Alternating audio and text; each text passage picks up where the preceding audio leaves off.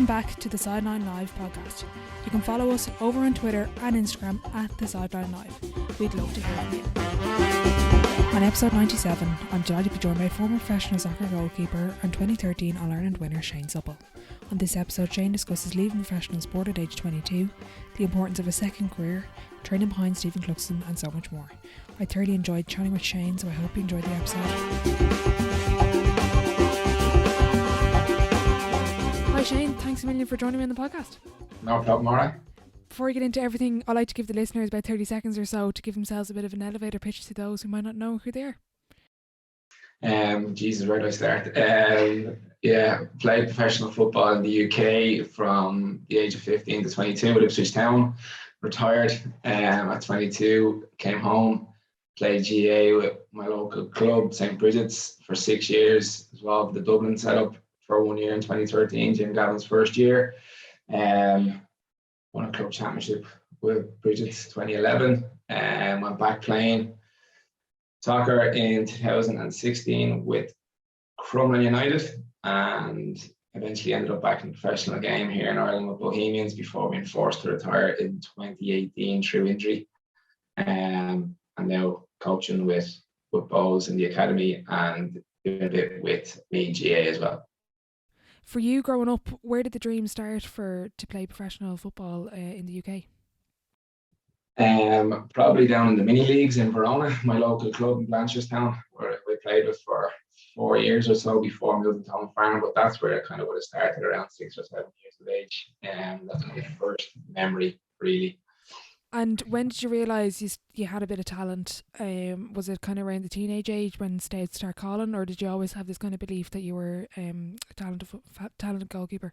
It's hard to know. I think a bit of attention started to come around probably around 11 years of age, really, with clubs in the UK even starting to show a bit of an interest. There was 1 or 2 trips that I was selected to go on, to like Man United and that, so I was in the Manchester United School of Excellence kind of as well for a bit. So they had it set up here in Dublin. So that was kind of the start of it, really. And yeah, from there I felt, this is what I want to do. And obviously it kind of grew from there, and he's lucky enough to get the opportunity then to go across the water. Is under 11 too young from your hindsight looking back? Is that a very young age to have UK clubs coming over, or is that kind of the way soccer works? Nowadays it would be. Back then it was, I suppose, a little bit of a free-for-all in a certain sense. The way they dressed them up, they were kind of visits, or there was different ways of disguising, I suppose, rather than calling it a trial. But it was a way for them to get eyes on, I suppose, the best talent here in the country. But yeah, I think nowadays obviously things have changed, society has changed. There's lots of distractions and that out there. So, but back then there wasn't any social media or anything like that. You couldn't really get too carried away with it, I suppose. But yeah, for the majority, I'd say it's far too young, But back then it was exciting, obviously, for me and a few other lads. Mm-hmm. What do you think set you apart from the rest of the players to be getting those called in and have clubs looking at you and eventually getting the opportunity to go over? I suppose work ethic definitely helped for me. I was always driven to be as good as I could be, even at a young age, without kind of having any real formal quality coaching, particularly goalkeeping coaching. But yeah, I was always quite driven. I probably took a lot of responsibility without even really understanding it, at that age. And I think that definitely helped me as I kind of progressed, through the years, and that things didn't faze me really. I think definitely as a goalkeeper that helped. If mistakes happen or that, I think I had a good ability, which is a nice skill to have, to be able to forget things. So I think that definitely helps, particularly as a goalkeeper. So yeah, I think a couple of those things definitely played into it. I was reading up before we recorded that there was 9 players from your home farm team that went to the UK. That's pretty phenomenal. What was that setup like with that underage group, or was it just this, every once in a while with every club and every sport, there's just this brilliant crop of young players that kind of just come together with a bit of chance, a bit of time? Yeah, I don't know. It's a strange one. We had them people from all over back then. You could travel from all over the country. You could come up. We had lads from Kerry, lads from Athlone at one stage as well, lads from Tipperary and that. So we had them from all over. I just think it was a bit of a luck, and that we all came together at once. And we were a good bunch of lads. We got on well together, and with the coaches we had there, we tried to play the game the right way. Back then, we weren't overcoached or anything like that. To I suppose the extent that coaching is nowadays. I remember just training was go up, do a few drills and skills, and kind of straight into games and that, and that was it. Like really, but we did try to play the game the right way, and we had massive success. We're home farm at that time. I barely touched the ball for a couple of years. I don't know how I managed to get away in the first place. But yeah, like it was just, I think it's the freak situation that we managed to get 9 of us across the water in the end. When you are getting calls from clubs, I know you had a lot of opportunity. What did you look for? What stood out with Ipswich? But even like for anyone that hasn't been in your shoes, what's it like to try to navigate these opportunities and pick the right one for you, and kind of what fits, because what fits you might not fit me. So what did you look for? There's probably a couple of things really, and I was lucky enough that I saw the bigger picture, I suppose, and I think that comes from parents as well, understanding that. But ultimately, it wasn't my decision. So for me, it was the opportunity to progress into the first team, and was that pathway there for me? And absolutely, it was. At Ipswich, they had a great tradition of producing young players. Second team was, for me, the goalkeeping coach was a big factor in it. Richard Wright was brought through at a very young age there by the same goalkeeping coach, and I had a couple of weeks with him, different stints when I was over on trial, and I really enjoyed the training, and I felt that he could help me get better. So that was another one. And then the other thing was the club itself, and the people, and where I was going to be staying, and just making like that I felt comfortable and I would be happy there. I think that's probably the biggest thing really, looking back, that you go to a club where it's difficult leaving home obviously, but you go somewhere where you're going to be comfortable, you're going to be happy to an extent, and then the other stuff can hopefully look after itself as well. So that was a big thing. I think the family were very happy that I chose Ipswich because of the area it was geographically, and the people that were there, where I'd be staying and that. So I think that all played a massive factor in terms of my progression compared to maybe some of the other clubs I could have gone to. I think they would have been mistakes, in the longer term.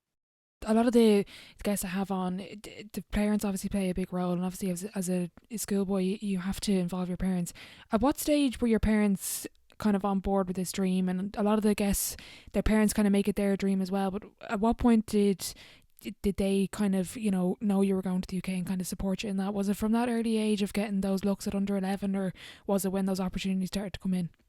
I suppose for an Irish family, it's like my dad would have been interested in sport, but not heavily involved, particularly in football. He would have been more GAA kind of. My mum would have had no interest really. So for them, it was all new to them. All this attention. They didn't really understand what could possibly be ahead. My mum was never on board for it. She wanted the cross. But my dad, obviously, he knew like at one stage that there was an opportunity here for me. He knew that I had to take it, and I wanted to take it. So he was on board, big time, and like I think he enjoyed it. Most of my career in that sense, but my mother never got on board with it. Like she didn't want to lose me across the water. So, but it's difficult for Irish families that don't have an understanding of how it works and that. But we were lucky enough, with the club we ultimately chose, or I chose in the end, that I was well looked after. Didn't have to worry about that side of things. I wasn't in a big city with loads of distractions or anything like that. I could concentrate on my football, and I think ultimately that played a big part. When you go over there, we all play sport to enjoy ourselves. That's why I'm still hanging on playing just about. When you're over there, and we've kind of realising maybe a little bit older, when you're like, this is my career, it's my job, this is everything sort of weighing on how I train and how I play this weekend. Where's the enjoyment part for you in that? Is it that competition level? Is it striving to become better? For an elite athlete, where's the enjoyment part in elite sport? Like I never saw it as a job, to be honest. It was always kind of living the dream as such. You're doing something you wanted to do from a young age. You know, you're out every day on the training pitch. You're fit. You're healthy. Yeah, I wanted to be the best I could be every day I went in. I tried not to waste any day. And tried to get better every single day out there. If someone said to me, if you jump over that wall, you're going to get 1% better, I would have done it. Like, so it was massive enjoyment. The games obviously is ultimately at the end of the day, end of the week. It's what you train all week for. So yeah, they're massive, and you want to win. I think I had that instilled in me from a young age, from the different teams I would have played with in school, right up to schoolboy football, GAA, and that to win. I played to win. So yeah, there was always like massive enjoyment, particularly when you're on the pitch, training pitch, and that. But there's other stuff right as well that plays a big factor as well, whether you enjoy it or not, ultimately. So I think other stuff outside started to creep in. After a couple of years of me being over there, kind of question whether this was the right path. So yeah, there was decisions to be made. Obviously, what turned out to ultimately me coming home in the end. Yeah, I wanted to ask you about that. Even when you go over, and it's with friends of yours, let's say we were friends, and I wouldn't understand the soccer setup much, and it's like, God, Shane is living the dream, being over in the UK, and I see him going, he's training with the first team, then he's getting his debut. Is it all what it's cracked up to be when you're actually in it? From an outsider's perspective, we don't know what it's like, but for you, is it really what it is, built up to be, and what you dreamt of growing up? No, ultimately it wasn't for me. But again, like, that's my point of view and my perspective on things. I had a certain, perspective on it, like what it should be or what I thought it would be, and ultimately it didn't turn out to be that case. Again, looking back from where I came from as a kid and growing up in teams, and that we played for each other, with each other to win for the team. But a lot of individualism comes into it in the sport over there. I felt people looking, and not just players, it's coaches and that, looking after their own backs. Obviously the money in the game is massive, and I think that plays a massive factor in people's approach to things and how they handle themselves or hold themselves. And I just didn't like what I was seeing over there. Probably quite naive in that respect, because I thought, like, we're all here to win for the club and get promoted or whatever, win a league or do as well as we can. But I just didn't feel there was that care or dedication there to it. And I missed that from playing teams at home, and I felt I had to make a decision whether I wanted to continue over there for the rest of my career, playing in teams potentially that were like that, and maybe jumping around from one team to the other. So I just, I suppose I came to a decision in the end that it was best for me to step away from the game with there was a year left on my contract at the time, but I just didn't feel I was enjoying it anymore. On the pitch, training, all that kind of stuff, I really loved that. The gym work, all that kind of stuff, that was great. But just the people that were around, I just didn't want to be with them or involved with them. I didn't feel I was getting out of it what I wanted to get out of it or what I thought I should be. So again, that's just how I felt, and the way I was. But yeah, it's not all it's cracked up to be. There's a lot of time over there where you're kind of sitting around doing nothing, particularly as a young kid. You don't know the area that well. You don't have family or loads of friends or anything like that over there. So you'll be sitting in the digs from 1 o'clock in the day till you go train the next morning. So it can be quite difficult for lads. Obviously, there's so many stories about the homesickness. But that wasn't an issue, like, I suppose, for me in the beginning. It was more later on as I kind of got into the first team and saw that these lads actually don't really care, whether we win or lose on a Saturday. So that just kind of irked me a little bit. And over the course of 3 or 4 years, really, I kind of carried that and battled with that kind of, feeling, whether I should go now or just give it another chance or go on loan and see if it's different somewhere else. Did all that. I felt they gave it every opportunity, but it just ultimately it wasn't for me in the end, and I decided to come home in 2009. Okay, interesting. And to those that don't understand what's going on, particularly maybe those just outside of, let's say, your inner circle, how do you articulate that to somebody that's that I would have been looking at you, living the dream, and you've now stepped away from professional sport at 22. Most people be like, Jesus, what are you doing? This is a big opportunity. Did you bother trying to explain it? Did you just keep the head down and just kind of keep going with what you were doing?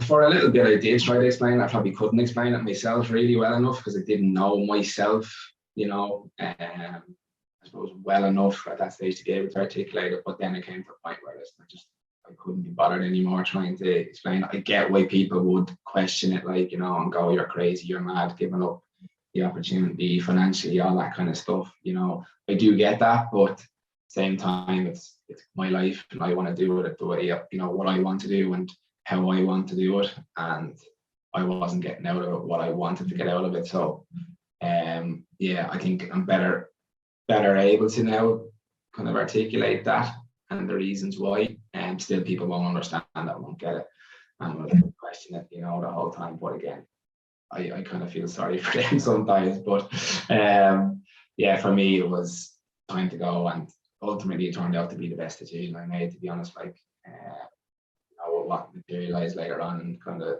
life and my career and that.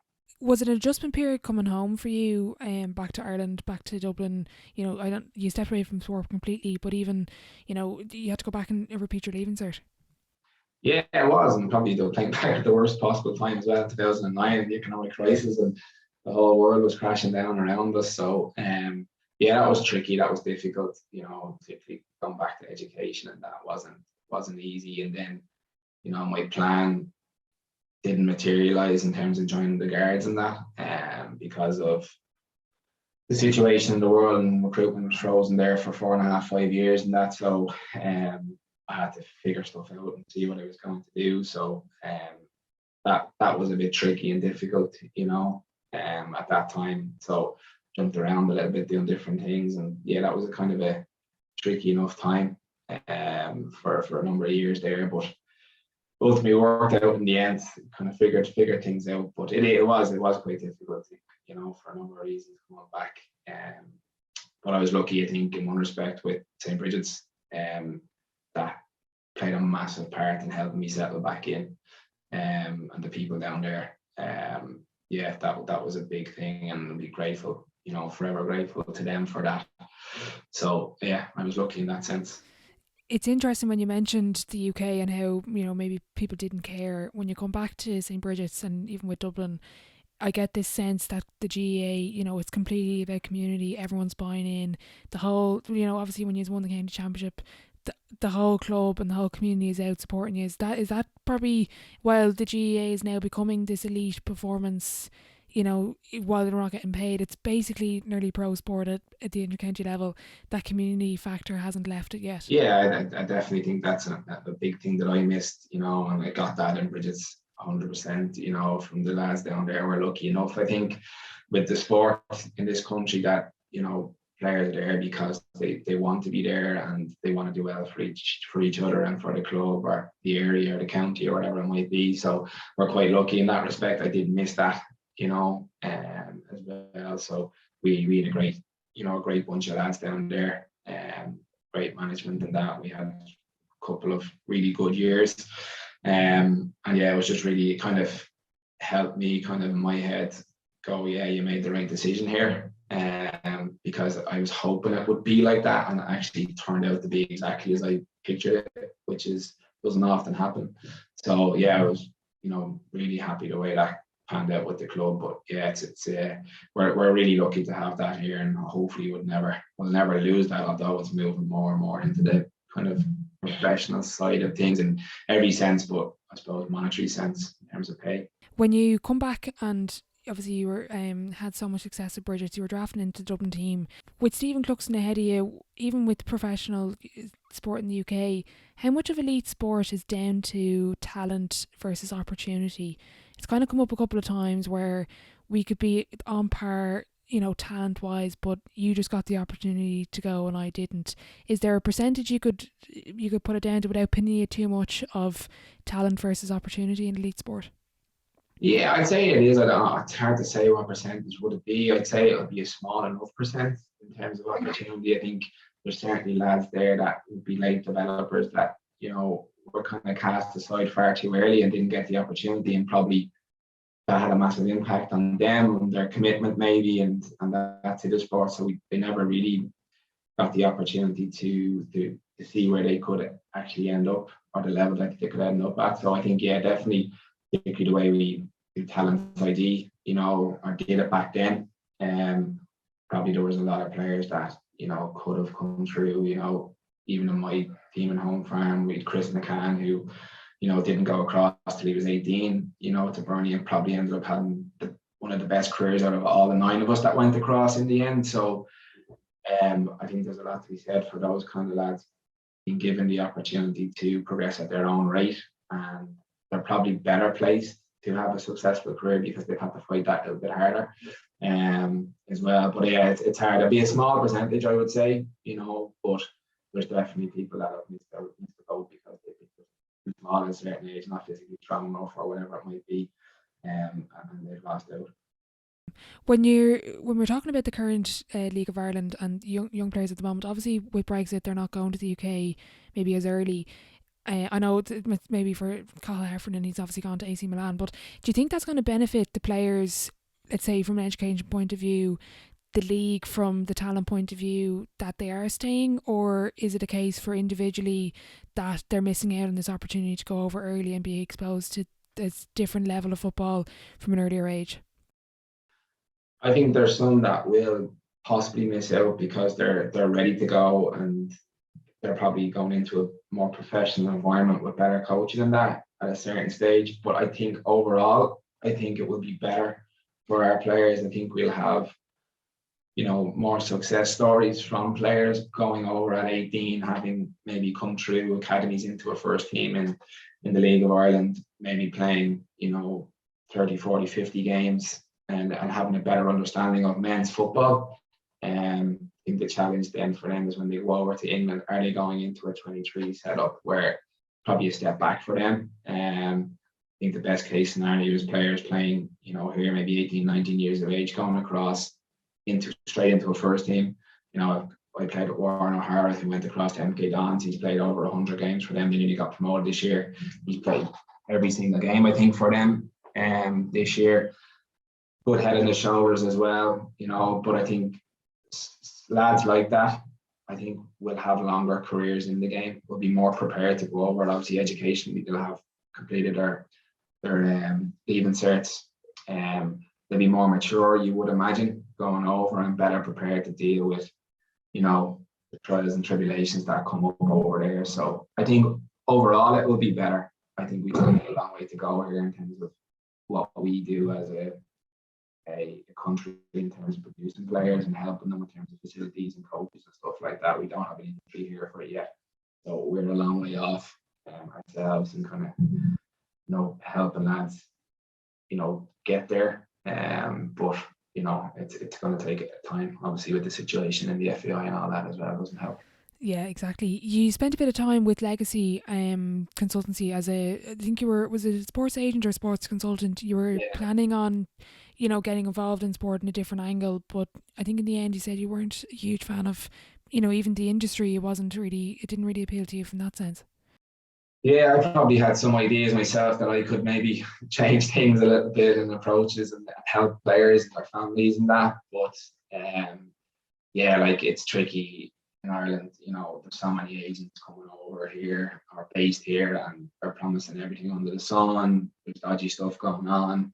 It takes time to build up that kind of stable of players as well, and to make it viable, I suppose, as a business as well.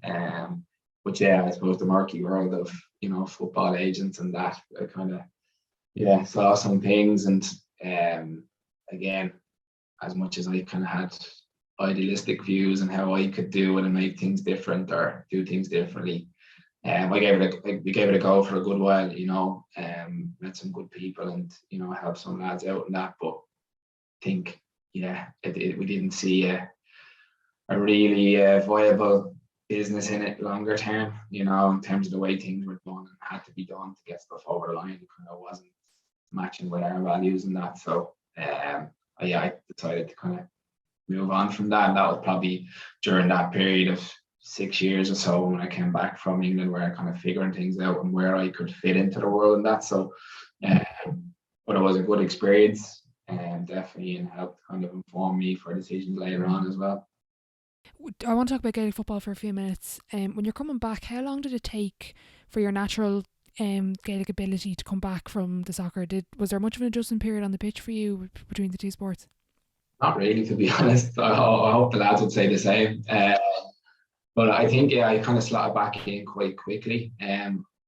Obviously, I'd always watched the games over there and been involved, so kind of had a good understanding and probably brought some things back that I could kind of implement, into the game or in that position as well. Obviously, the goalkeeper position has evolved so much over the last 15, 20 years anyway. You see the way they fly goalkeepers and stuff like that, so doing that to an extent, but obviously wasn't on the big stage and that, but yeah, I would play the game probably a little bit different to the majority of goalkeepers have.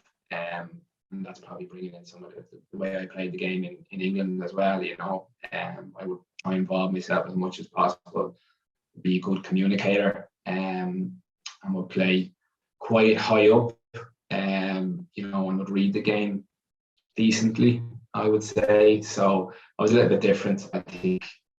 Yeah, so I think from my experience in the UK definitely helped, I think, in terms of how I played the game. GAA here, and helped the team and that, brought some different things in terms of my style and that. So I was nearly a defender at times there, but comfortable on the ball and that as well.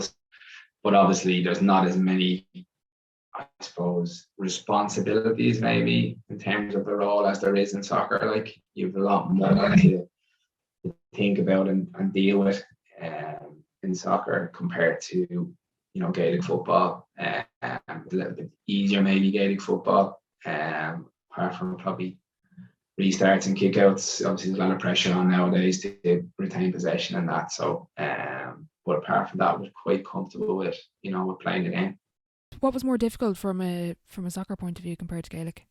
I suppose the game is a lot faster, as well. You've got so many things you've got to deal with, like, balls coming back to you, pass backs, you've got to deal with that and be comfortable on the ball, and able to distribute the ball comfortably as well. And decision making, you've probably a lot more decisions to make as a soccer goalkeeper in terms of, balls over the top, crosses into the box, do you come, do you go, how you communicate with the defence as well, and understanding the game in terms of the line and how high the line is kept. Obviously positioning as well is a massive. You've probably a lot more shots to deal with in a soccer match than you would have in a Gaelic football game. You're not even expected to really save anything in a Gaelic football game. So at times there's a lot more to it, I feel, in terms of being a goalkeeper in soccer as opposed to Gaelic football. But again, the game is obviously evolving in Gaelic football, and the goalkeeper can add a lot more value. I think people are understanding the value of having a good goalkeeper now. Is it harder for a soccer keeper to play as a fly keeper than a GAA keeper covering behind in defence and sweeping up? You obviously just mentioned there you would have been, I know the style of football you would have been involved in, it's that extra defender at the back line. What's more difficult? I'd say a soccer keeper is definitely harder, because I suppose you've got the offside side of things. The line is straighter, and from a defensive point of view. So those balls over the top, it's kind of, it's clear to see when it should be your ball or not. I think in GAA it's a little bit different because you don't have that offside as such, so it's not a flat back three or whatever like that. So they can be, scattered all over the place. So it's not necessarily your role. And a lot of keepers don't play that high line anyway, so defenders will know that the keeper's just going to stick to the square or whatever, So, yeah, soccer is a lot more difficult for a goalkeeper.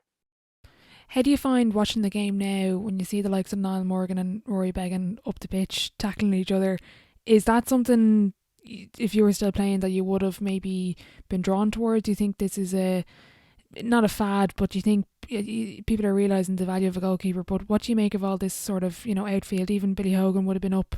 I think he was caught a high ball at the 45-metre line from a kick out. What do you make of it from your perspective? I think there's a balance to be struck with it. Like, I think, yeah, initially it's a bit of a fad. I think teams are copping on now and able to counteract it to an extent. I do think there's a balance to be had with it. I think it's definitely an asset to have a goalkeeper who's comfortable on the ball, who's, you know, can read the game well. I think if you're going to do that, you need to be able to read the game really well, in terms of when you're deciding to go or how high you're going to start in terms of your starting position. So, like those guys you spoke about, like, are quite intelligent, you know, experienced players. Obviously, Fagan's been caught out maybe a couple of times, and I think teams are starting to target maybe that now, or they see opportunities to target it. So, but I don't think it's going to become the thing that all goalkeepers are going to do it. Like, I think, yeah, there's definitely a balance that, you know, that needs to be struck. But if you have a keeper that's comfortable on the ball, able to play outfield, it's very hard to get a goalkeeper that has everything, you know, in terms of, you know, accuracy with distribution, you know, comfortable on the ball, is a really good shot stopper, is a good communicator. If you get that, like, you're on the pig's back kind of, and there's not loads out there. You know, on that, I watch games at times and I just think some of the decisions goalkeepers are making are crazy, but I just don't think they have the coaching or are coached the right way to read certain situations and what their actions can lead to as well. But yeah, it's interesting. Obviously, not to talk about it, and it's great for the analysis and the tracks there to kind of, you know, watch it and analyze it and see what they can take from it. Yeah, I think the GAA has changed now. It used to be you couldn't find a goalkeeper. Now everyone's nearly dying to be in goal because they know they're going upfield, or the Stephen Cluxton factor. I don't know anyone to be a goalkeeper, to be honest, no matter what sport. Can you give us a bit of an insight into the Dublin setup when you're drafted in? Can you compare the professional setup in the UK to that setup, or is it comparable? Yeah, I'd say it's nearly more professional. Dublin setup was to what I experienced in England, to be honest, and that was coming more from the players. Obviously, Jim and the staff and that he has there, like, everything is as much as possible is provided to the players to help them be successful. Obviously, these lads are working or in college and that, so they have to really take care in terms of managing themselves and making sure they're prepared to come on the pitch, you know, for training, you know, during the day. They're eating well, they're hydrating well, they're getting their sleep and stuff like that. You know, you might be finished and getting home from training till 10:30, you might be up the next morning at 6, whatever, to go to work. So it's quite taxing on players. So I just thought the commitment to it all was something I'd never seen before, to be honest, even in England. So yeah, from that perspective, it was incredible. The players drove everything. Jim gave them the platform and again provided them with everything. What was player driven, and that was something that I was, you know, really enjoyed and, you know, and liked about it all. Again, compared to England, it's like you're told where to be, what to do, you know, and lads they just go with it. Like, they don't really think for themselves too much. I think that's a problem for lads, particularly later in life. But yeah, the Dublin setup was incredible. Like, it was just so professional in every sense. Like, I need to be careful about using that word, obviously, because of people would say about, you know, Dublin and all that kind of stuff. I think in general, the GAA, like, whether it was Kerry or whoever turned on, I think would be exactly the same in terms of how the players and you know, conducted themselves and how they drove things in training and the standards they set. It was, yeah, incredible. I think that's, you know, even across every single inter-county team, I think that's now the case. Is it's all driven by the players. Is it sustainable the way the GAA is going? Like you even mentioned there, when you're coming in from training at 10:30, you're up for work at 6:00 the next day. The demands are becoming huge on players. Is that sustainable in the current environment, do you think? Is it kind of reaching this breaking point? I think for some it is, because, like, you're putting life on hold. I think more so than ever now, in terms of, you know, starting your career at that. So I think for a lot it is with the demand, you know, 5 nights a week or whatever, or 5 days a week. It is a lot. But again, I think anyone who wants to get to the top and be successful or win All Ireland, they will do it if they love the sport. I think, like, again, I would have done the same. I would have happily put things on hold. It's probably not right. But yeah, I think it is tricky. But again, how do you change that, you know, unless you bring in certain rules and regulations to say you can only train X amount, and we've tried stuff like that before, the winter breaks and stuff, ways around it and that.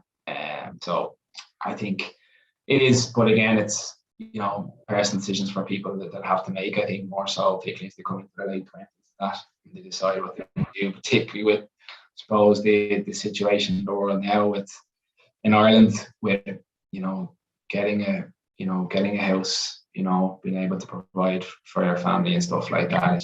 It's out of control there. So again, are you willing to go into your early 30s and sacrifice maybe moving up the chain in the corporate world or wherever you are working? Again, it's going to be on an individual basis, I would suspect. I'll never get him on the podcast, so I'm going to rely on you for this. Can you give us a bit of an insight into Stephen Cluxton? What it's like training with him? He's never coming on. No. So can you give us that bit of insight for us? Yeah, brilliant, top class, unbelievable trainer. Would be quite different to me in terms of goalkeeping, I would say. But I took a lot from him.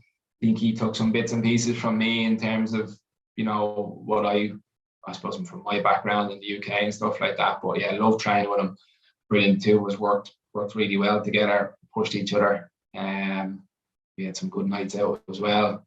He's a good lad, good crack. I have nothing to say about him. Bad to say about him.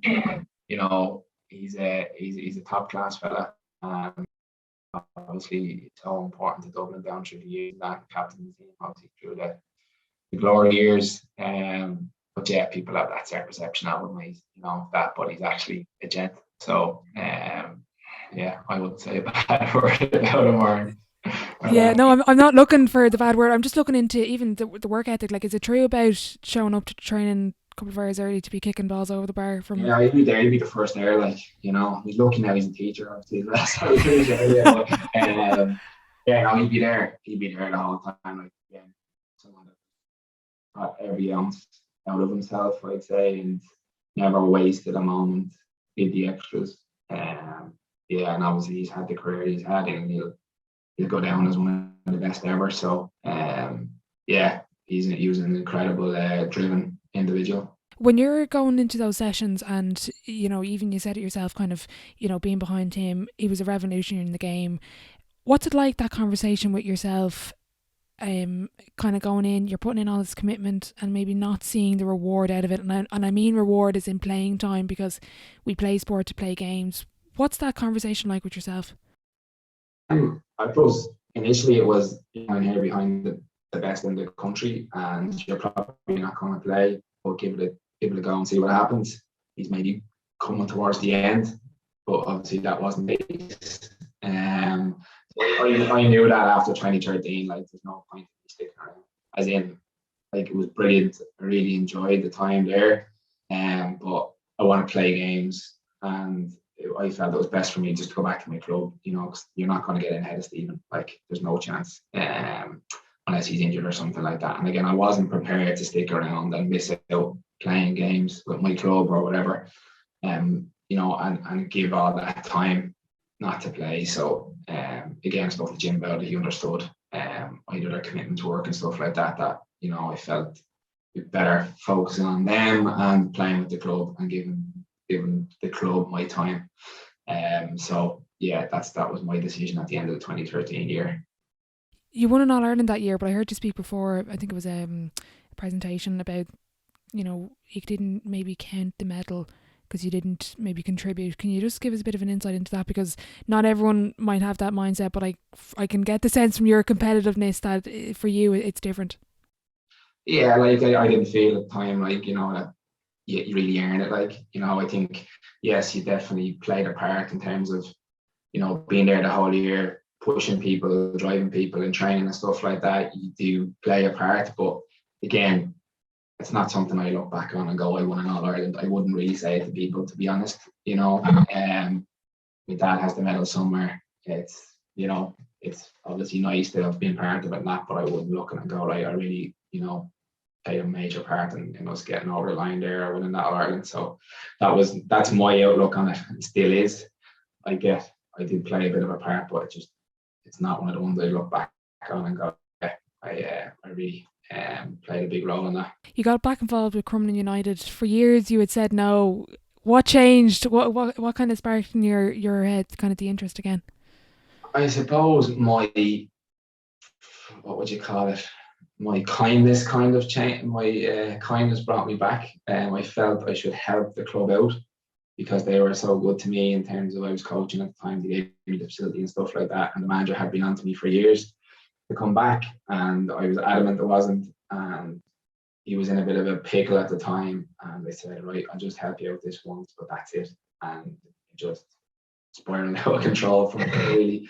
And I ended up staying for the rest of the season with them, and probably one of the most enjoyable seasons, half seasons that I've ever had with the group there. They're a great bunch of lads, and we obviously won an FEI Intermediate Cup final in the Aviva. But the run we went on there, we probably had the hardest run to get to the final, and we won the final handy in the end. But it was brilliant. Really enjoyed it then in the end, and obviously clubs came knocking on the door then, and I felt it was I wanted back into it at a higher level again. So I joined Bows in 2016 and straight into obviously finishing with Crumlin and straight in. They were halfway through the season, the League of Ireland. So I joined them, was in with Bows. And you were playing a bit with Bridget as well as Bows at the time, was it? Yeah, that was part of the agreement. Where clubs would agree to it. Bows were the only club that would agree to let me play. It was probably in hindsight a bad decision, obviously with the injury down the line, but I felt, I had to stay with Bridget as well. I wanted to, and the club were a big part of my life as well. So I wanted it, but it wasn't feasible. Like then, especially those times, like back in the day, you probably could have done it a bit better, but it was too hard in the end. So gradually, kind of had to step away from Bridget's and just purely focus on Bows, really. You were called up to the Irish team for friendlies in 2018. Obviously, you didn't get a game maybe, but did that give you any closure on your soccer career, kind of reaching those heights again, that, maybe the opportunity with the UK didn't work out? Was it always this itch you wanted to scratch, or was it just kind of good to get that call up? It was just like opportunity came up, really. It was nice. Like I was 30 odd, I was 30, 31 maybe at the time. Like I'm not the future, I'm playing the League of Ireland. It was great for the club and the league at the time, I suppose. More so for me, it was like, yeah, it's nice. It's like, yeah, I could have done this. I reckon I could have made a very good career for myself. I could have potentially played for Ireland at some stage. So I think from that point of view, I was happy, with that. It was nice to kind of meet some lads that I played with 10 years ago, or that, and that I hadn't seen.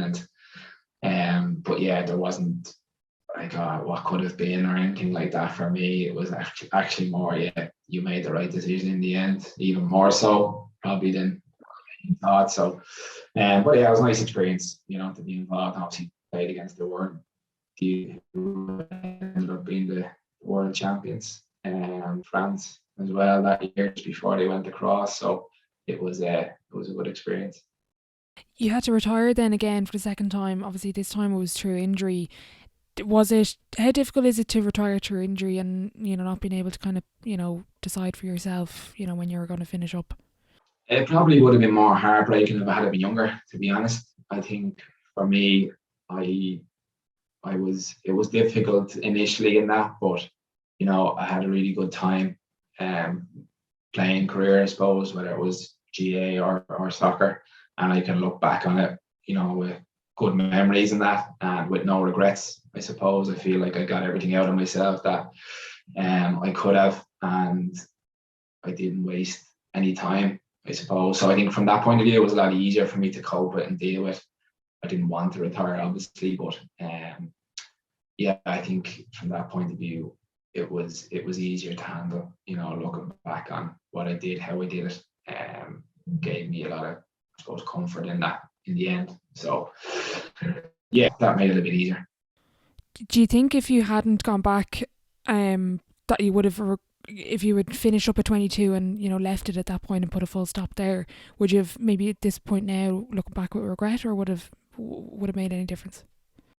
I don't know what it would have, to be honest, because you don't know what you don't have, I suppose, in the end. So it would have to be, you know, I don't think so, because I was so adamant when I, you know, initially came back for those 6 years. I thought that I wasn't going back, and I probably would have happily stayed playing the GAA, to be honest, and probably would have been okay, because I wouldn't have ever scratched that itch, I suppose, or that itch wouldn't have ever come up in the end. So yeah, I don't think so, to be honest. I've listened to, I think you did a podcast before. I want to ask your advice, particularly of a lot of, you know, teenagers, maybe young athletes playing. What advice do you give them on building a second career? And what I love about, I don't love it, but with what I'm doing now, I have sport, I have this, and I have an actually completely different career. And I love the way I can bounce between all of them. I'm not the type of person that can put all my eggs in one basket. But what advice would you give athletes that are currently playing and have aspirations to play at the elite level on building that second career, because sport doesn't last forever, as we know? Yeah, I think like the biggest thing is to like figure yourself out, and you know, your interests in that, and try to pursue, you know, roads that will help you maybe down the line, you know, educationally or whatever, to make a career of some sort, you know, in that area. I think it's quite difficult for people nowadays, because, you know, I think we do jump around a bit more. So it's then the old traditional route. If you go into one career and stay in that forever, it's not the case. A lot of people have kind of portfolio careers, they call them, as you were talking about there. They have, you know, a bit of this, a bit of that, and something else, which is great for people who don't like doing the same thing every single day. I would definitely advise that. But I think the biggest thing is to try to figure yourself out as best you can. It's quite hard at such a young age, because only with experience and, you know, relationships and stuff like that do you start to kind of figure out who you really are. That takes a bit of time, but I think, yeah, if people can look a little bit deeper and listen to people who with experience, to invest time in education, or, you know, in those other areas of interest, because I think it will help your sport as well. I do believe that, you know, if you have other interests outside of sport, they will complement it. You'll be much more, I suppose, confident and secure in yourself as well, that if that doesn't work out, you have other things to fall back on. So I think the shackles do come off a little bit then as well. For people, I think that's a big problem with soccer, you know, is that players are not educated. So it's the be all end all, and they've nothing else. So they want it so much that, you know, it impacts their performance, because there's that fear, or, you know, whatever it might be. So I think if you have education or something to fall back on, or an interest, I think your game is going to flourish. And that's all. It's just, I think it's hard to communicate that maybe to the younger generation, because it does come with experience, that it's hard to kind of figure out yourself, and that there are other things in the world as well, or that you need to have other passions in the world as well as sport. It can't be the be all and end all, and that's coming from someone who would have absolutely told my older self to shut up, because all I want to be is a footballer. But it does, in the longer term, it pays off. Yeah, it's actually interesting. There was a great podcast with Paul McGinley. I'm not sure if you heard it, I'll send it on to you, but he made a really good point in it, where it was himself and a college coach in America. I'm not going to say what college, because I think I have it wrong, but it was the college coach wanted, he was a golf coach, and he wanted his players to be golf or nothing. Yeah. That's it. Whereas Paul made the point of, with himself, it was different. It was golf, but he had a backup, and he felt that released him.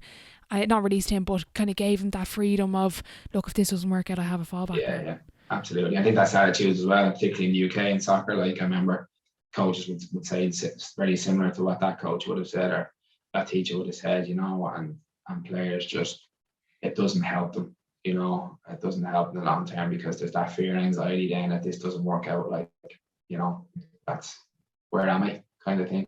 Yeah. Mm-hmm. If I could hand you a special key and go back in time, if you could do it all again, what would you do differently? To be honest, I wouldn't do anything differently. There are certain disappointments, whether they're big games or that you lost, but I think everything happens for a reason. I absolutely wouldn't do anything differently, to be honest. I think everything happened the way it was meant to happen, ultimately leading to where I am today. So yeah, and I think that helps obviously me in terms of moving forward in my life as well. When you retired, out of interest, I've been injured and I've got involved in coaching and this I technically think is the media, and you've been in punditry. Can you replace the thrill of sport, the thrill of playing? Never. Unfortunately, it's irreplaceable. But I think the best advice I can give is enjoy it while you're there. Enjoy it while you still can do it, because yeah, you're a long time going to be finished, and you can't be replaced. Overall, for you, Shane, what's been the biggest lesson you've learned from sport? Biggest lesson I learned from sport, I suppose, how to treat people. Really, I think it's important that you treat people how you like to be treated. I think that's the biggest thing. I think a lot of things have come back around to me because of the way I conducted myself and treated people. Through the years, a lot of doors have been open for me, I think, because of that as well. So I think, yeah, it's important how you conduct yourself and hold yourself, and treat people ultimately, because it's important, I think, for your own self. And, again, opportunities down the line, definitely for me, it's played a massive factor in people helping me out and bending over backwards to help me. So I think that was a big thing for me. I'm going to move on to the sideline 7. It's the same 7 questions at the end of every episode. You can take it as fire round, thought provoking. It's entirely up to you. Question 1: what is your favourite quote? Not really a man for quotes, to be honest. It would probably be a John Wooden quote or something like that. I remember we would have used them quite a bit with Bridget and that in particular, but I can't think of one off the top of my head. Again, I'm not great with quotes. You do have it's not a quote, but it's just a statement kind of in your Twitter bio. I want to ask you about it. The path is more important than the destination. At what point did you kind of realise that for yourself during your career? Probably my mid-20s, I'd say, and time at Bridges and stuff like that, just looking back, and just the people I was around and that, you have the club, you have the name and stuff like that, but it's the people that really make it, and that's what I've realised, whether it was Bridget's Bowes, Dublin, or that, it was the people that really made it so enjoyable for me and that journey. And it's not about winning things. I never won anything with Bowes or that, but it was just an incredible time in my career. I really enjoyed it, and the people I was around, and it was exactly what I wanted. So I think that's what I mean by that. It's just that the journey is really enjoyable, and to enjoy that and not forget about it. Okay, brilliant. Question 2: what's the best sporting event you've been to? And you can pick one as a fan and one as a player. All-Ireland final, definitely. As a fan, I would say, in Dublin in 2011, definitely. As a player, the 2011 Dublin County Championship will never be better for me. Question 3: what's been the biggest setback or challenge in your career, and how did you react to it? I was getting dropped with Ipswich at the time. I was 18, I think, and get dropped from the first team. I've made a number of games. I think that was tough. But how I dealt with it was I just worked hard, just got my head down, and didn't moan, didn't mope, didn't give out, and just tried to show that I was going to be good enough to play. Question 4: what's been your biggest achievement on or off the pitch? Getting my education, I suppose, off the pitch would probably be a big one. For me, it was a massive challenge. So, completing that was a big deal for me. So I think that would be more so than a sporting one, I would say. Looking back, what advice would you give your 18-year-old self? Don't take things too seriously, I'd say. I was very tunnel visioned and driven and focused, probably to extreme levels. I think, just to relax a little bit at times. Question 6: who would be your dream dinner guest and why? And you can open up the table to a few people if you want. My dream dinner guest and why? Interesting one. I'll probably go with my old goalkeeping coach. Just again, he was a man I had massive respect for, but probably didn't have too many deep conversations with him. So I'd like to kind of ask him a few questions from back in the day. Who else? Jerry McEntee is a big friend of mine. I love Jerry to bits. I always enjoy conversations with Jerry. So he'd be another one I'd have there. Yeah, I'll go with those two. Brilliant. A name that's popped up a couple of times has been Roy Keane. Can you give us a bit of an insight into what he's like? Yeah, he's probably exactly as you see on the telly, to be honest. A bit of a schizo. Yeah, he's like, as a manager, probably not the best people manager in the world, but he's driven. He wants to get the best. You know, he expects the best. He demands the best. People can't deliver on that. Sometimes it's not good enough for him. You know, very funny man. Comedy and stuff like that. And sometimes when you get him on a one-to-one, like he is a nice fella, but you just don't know what you're going to get with him from day to day. Final question before I let you go. If your life was a book, what chapter would this be called? What chapter would this be called? Contentment. Contentment on and off the pitch, I guess. Yeah, absolutely. Yeah, absolutely. Yeah. Oh, happy where things are at. Brilliant. Shane, thank you so much for doing the podcast. I really appreciate it. The very best of luck with everything on and off the pitch, and I'm looking forward to keeping in touch. Thanks, Orla. You too. Mind yourself. A massive thank you to Shane for joining me on the podcast today. I personally took a lot away from the conversation, and I'll be sure to leave all of his social media links in the description box below if you'd like to reach out. If you are enjoying the podcast, please do leave a rating and a review over on Apple Podcasts and Spotify, as it does help the show grow. The bigger the podcast, the bigger the guests, so be sure to let us know over on social media who you would like to hear from. As always, thank you for listening.